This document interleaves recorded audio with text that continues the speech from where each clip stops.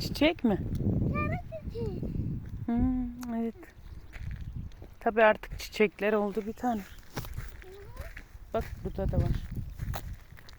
Evet. Ben şimdi onları kaptım.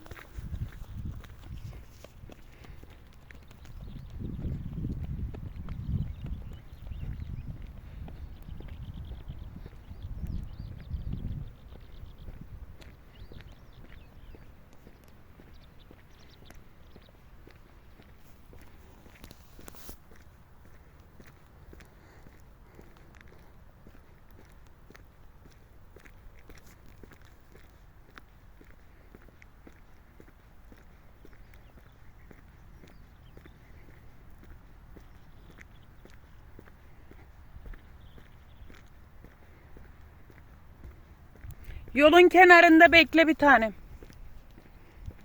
Araba gelince ürktü.